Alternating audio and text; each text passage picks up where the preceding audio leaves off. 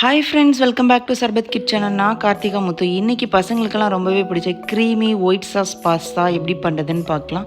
So இந்த sauce pasta ரொம்பவே டேஸ்ட்டாக இருக்கும். இது பண்ணுறதுக்கு முன்னாடி நம்ம சேனலை நீங்கள் இன்னும் சப்ஸ்கிரைப் பண்ணலை அப்படின்னா சப்ஸ்கிரைப் பண்ணிக்கோங்க. இப்போ வாங்க வீடியோக்குள்ளே போகலாம். ஒயிட் பாஸ்தா பண்ணுறதுக்கு நான் இன்றைக்கி 250 கிராம் பாஸ்தா எடுத்திருக்கேன். ஸோ பாஸ்தாவில் நிறைய டைப்ஸ் ஆஃப்ஸ் இருக்குது. நான் இன்றைக்கி புருசிலின்ற பாஸ்தா எடுத்திருக்கேன்.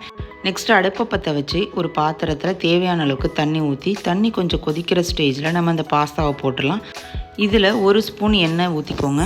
அப்போ தான் அந்த பாஸ்தா ஒன்று ஒட்டாமல் தனித்தனியாக நமக்கு வெந்து வரும். இதை மூடி போட்டு ஒரு 5 நிமிஷம் நல்லா வேக விட்டுருங்க.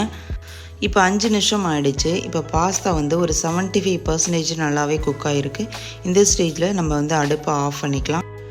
நெக்ஸ்ட்டு ஒரு ஃபில்டர் வச்சு இந்த பாஸ்தாவை நல்லா வடிகட்டிக்கலாம். ஃபில்ட்ரு பண்ணதுக்கப்புறம் இந்த பாஸ்தாவை நார்மல் வாட்டரில் ஒரு டைம் வாஷ் பண்ணிக்கோங்க. அப்போ தான் தனித்தனியாக பிரிஞ்சு வரும். நெக்ஸ்ட்டு அடுப்பை பற்ற வச்சு ஒரு கடாயை போட்டுக்கோங்க. அதில் 1 ஸ்பூன் ஆயில் ஊற்றிக்கோங்க. இதில் நறுக்குன பூண்டு ஒரு 5 போட்டுக்கோங்க. இதில் 1 கப்பு வெங்காயம், 1 கப்பு கேப்சிகம், இது எல்லாத்தையும் கொஞ்சம் நல்லா வதக்கிக்கோங்க. வெங்காயம் கொஞ்சம் வதங்கினதுக்கப்புறம் வெஜிடபிள்ஸை ஆட் பண்ணிக்கலாம். நான் இன்றைக்கி பச்சை பட்டாணியையும் கேரட்டையும் நல்லா பாயில் பண்ணி எடுத்து வச்சுருக்கேன். ஸோ இதையும் கொஞ்சம் நேரம் எண்ணெயிலே வதக்கி விட்ருங்க. வெஜிடபிள்ஸ்லாம் நல்லா வதங்கினதுக்கப்புறம் நம்ம பாயில் பண்ணி வச்சுருந்த பாஸ்தாவை இதில் போட்டுக்கலாம். இப்போ இந்த பாஸ்தாவை நல்லா கரண்டி வச்சு மிக்ஸ் பண்ணி விட்ருங்க. நெக்ஸ்ட் இந்த பாஸ்தாவுக்கு தேவையான உப்பு போட்டுக்கோங்க. இது கூடவே 1 ஸ்பூன் மிளகுத்தூள், 1 ஸ்பூன் சில்லி ஃப்ளேக்ஸு, 1 ஸ்பூன் ஓரிங்கானோ, இது எல்லாத்தையும் போட்டு நல்லா மிக்ஸ் பண்ணி விட்ருங்க.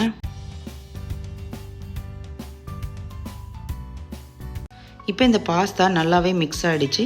இந்த ஸ்டேஜில் அடுப்பை சுவிட்ச் ஆஃப் பண்ணிவிட்டு கொஞ்சம் நேரம் அப்படியே ஆற விட்டுருங்க. நெக்ஸ்ட் அடுப்பை பற்ற வச்சு ஒரு பெரிய கடாயை போட்டுக்கோங்க. இதில் 2 டேபிள் ஸ்பூன் பட்டர் ஆட் பண்ணுங்கள். இது கூடவே 2 டேபிள் ஸ்பூன் மைதா ஆட் பண்ணிக்கோங்க. இந்த மைதாவை அந்த பட்டர் கூடயே நல்லா மிக்ஸ் பண்ணி விட்ருங்க. இப்போ மைதாவும் பட்டரும் நல்லா மிக்ஸ் ஆகிடுச்சு. இந்த ஸ்டேஜில் 2 கப்பு பாலை ஊற்றிக்கோங்க. பாலை ஊற்றுனதுக்கப்புறம் அந்த மைதா நல்லாவே திக்க ஆரம்பிக்கும். இந்த ஸ்டேஜில் ஒரு விஸ்க் வச்சு நல்லா மிக்ஸ் பண்ணி விட்ருங்க கைவிடாமல். அப்போ தான் அந்த பால் நல்லா லிக்விடாக இருக்கும். இப்போ நல்லா மிக்ஸ் பண்ணதுக்கப்புறம் இப்போ ஒரு சூப்பரான ஒயிட் சாஸ் நமக்கு ரெடி ஆகிட்டு பார்க்கும்போது உங்களுக்கு தெரியும். இந்த ஸ்டேஜில் நம்ம மிக்ஸ் பண்ணி வச்சுருந்த வெஜிடபிள்ஸு அந்த பாஸ்தா எல்லாத்தையுமே இதில் போட்டு நல்லா மிக்ஸ் பண்ணி விட்ருங்க. இப்போ இந்த பாஸ்தா வெஜிடபிள்ஸ் எல்லாத்தையுமே சேர்த்து மிக்ஸ் பண்ணி விட்ருங்க. இப்போ போக போக நமக்கு ஒரு க்ரீமி கன்சிஸ்டன்சி வந்துடும் பாருங்கள்.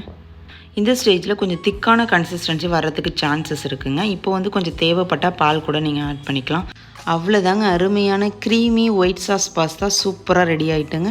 இதை சுட சுட நீங்கள் சாப்பிடும்போது ரொம்பவே சூப்பராக இருக்கும். ஈவினிங்கில் ஸ்கூல் விட்டு வர பசங்களுக்கு நீங்கள் இந்த மாதிரி சூடாக செஞ்சு கொடுக்கும்போது கண்டிப்பாக விரும்பி சாப்பிடுவாங்க. இந்த ஒயிட் சாஸ் பாஸ்தா மேலே ஓரிங்கானோ நெக்ஸ்ட்டு சில்லி ஃப்ளேக்ஸ் எல்லாம் சேர்த்து வச்சு சாப்பிடும்போது டேஸ்ட் அட்டகாசமாக இருக்குங்க.